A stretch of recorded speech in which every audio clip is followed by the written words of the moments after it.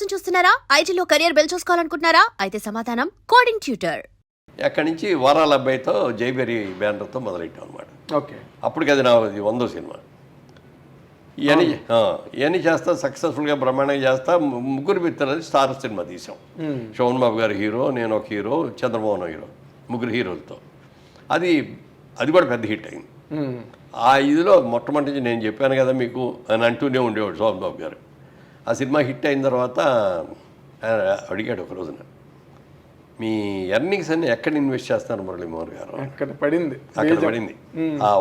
అడిగిన మాట పడితే ఏమంటే నాకు బిజినెస్ ఇంట్రెస్ట్ అండి, నేను సినిమా ఇంట్రెస్ట్తో రాలేదు, అందుకని నాకు నచ్చిన సినిమాలు రైట్స్ కొనుక్కుంటున్నాను, కృష్ణా జిల్లాయో లేకపోతే నైజాము ఇంకోటో ఈస్ట్ గోదావరి అట్లా కొనుక్కుంటున్నానండి. అలా కాకుండా జేబేరీ బ్యానర్తో సినిమాలు తీస్తున్నాను. ఇంకో 2 డిస్ట్రిబ్యూటింగ్ కంపెనీలో షేర్ హోల్డర్ అయ్యానండి. ఒకటేమో నైజాం డిస్ట్రిబ్యూషన్ కంపెనీ, ఇంకోటేమో ఆంధ్ర డిస్ట్రిబ్యూటింగ్ కంపెనీ. ఆ రెండిట్లో షేర్ హోల్డర్ అండి అన్నాడు. మిగిలిన అన్నీ చాలా బాగుంది మీరు చెప్పినాయి, ఈ 2 మాత్రం మీరు తప్పు చేస్తున్నారు అన్నాడు. అదేమిటి అన్న, వాళ్ళు ఎవరో కష్టపడి సంపాదించడానికి ఇస్తారంటే నీ అంత ఎర్రాడు ఎవరు ఉండరు. కాదండి, నాకు చాలా మంచి వాళ్ళు అండి, అది ఎంత మంచి అయినా అది జరగదు, డబ్బు దగ్గర జరగదు. ఆయన అన్నట్టే ఓ సంవత్సరం అయ్యేటప్పటికి ఒక కంపెనీ మూతపడిపోయింది. దాంట్లో మనం పెట్టిన పెట్టుబడి మొత్తం పోయింది. రెండో కంపెనీ అది కూడా అయింది.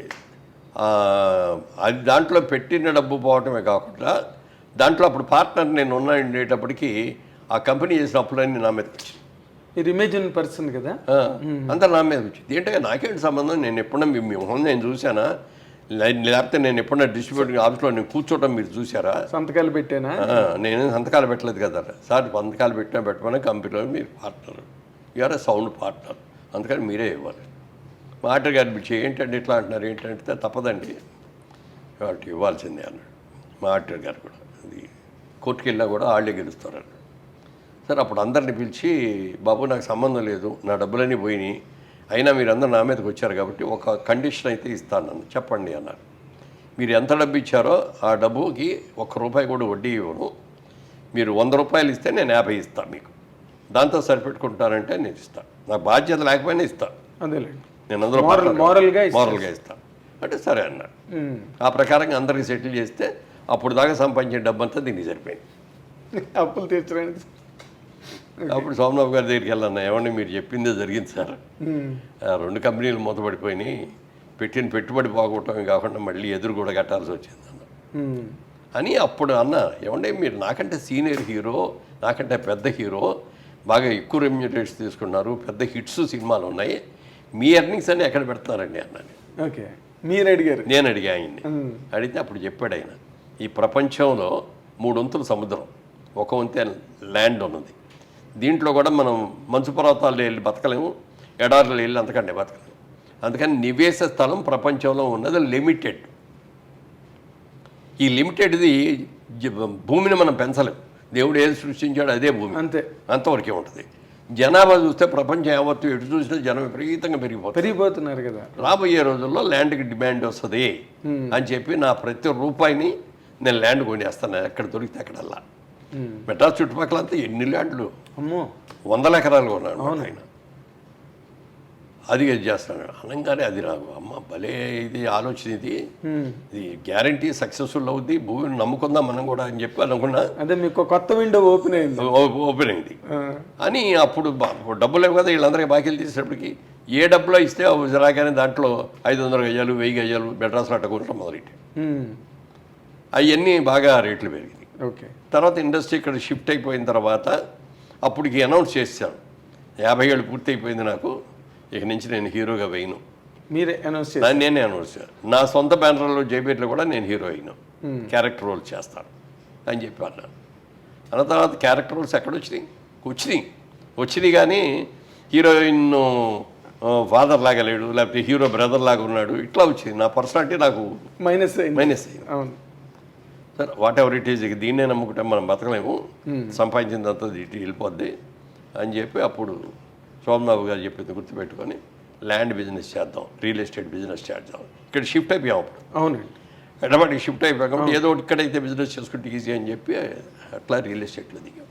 ఓకే, అయితే ఇప్పుడు మీరు ఇన్ జనరల్గా మీరు ఈ మధ్యన ఇచ్చిన ఇంటర్వ్యూల్లో చాలా వాటిలో మీరంతా కూడా చాలా అమితమైన సంతృప్తి, అపరిమితమైన ఆత్మానందం, అక్కడ మీలోని ఒక షేడ్ ఆఫ్ డిసప్పాయింట్మెంట్ కానీ ఏమి లేవండి.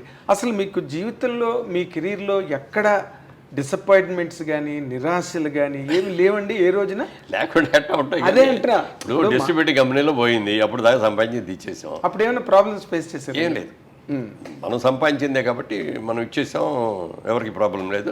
ఆ ఫ్యామిలీలో కూడా ఎవరైనా డిసప్పాయింట్ అలా మళ్ళీ సంపాదించుకుందాంలే అన్నాను, వాళ్ళు ఓకే అన్నారు. తర్వాత ఇద్దరు సినిమా పెద్ద బులో కొట్టింది. ఇద్దరైన ఒక అవునండి మన మణిరత్నం గారు అవును ఇరువర్ సినిమా అసలు అంటే ఏమంటారే చాచి కొట్టే లెంపకాయ కొట్టింది, గోపాలు కొట్టింది. మళ్ళీ అక్కడ దాకా సంపాదించింది, మళ్ళీ దానికి వెళ్ళిపోయింది. గుడ్కాయ స్వాహ. ఇక లాభం లేదు, మన బిజినెస్ మనం చేయాలి అని చెప్పి రియల్ ఎస్టేట్లో దిగి అక్కడి నుంచి. రియల్ ఎస్టేట్లో మీకు అంటే అడుగు పెట్టిన దగ్గర నుంచి అన్ని సక్సెస్ కొన్ని కష్టాలు వచ్చి అప్పుడు పెద్ద పెట్టుబడి లేదు కదా, మీరు వెంచర్ ఒకటి కట్టి అది బ్లాక్ అయిపోయి. అదే చెప్తున్నా, ఫస్ట్ ప్రాజెక్టు 4 పార్ట్నర్స్గా అది స్టార్ట్ చేసాం. 350 రూపాయలకి అమ్మాం గజం 350 బెడ్చెల్లె రోడ్లో అనమాట, మెయిన్ రోడ్డు పక్కనే. ఇప్పుడు అది అక్కడ ₹1,00,000 అయింది. అవును, అసలు టచ్ చేయలేరండి. అవును.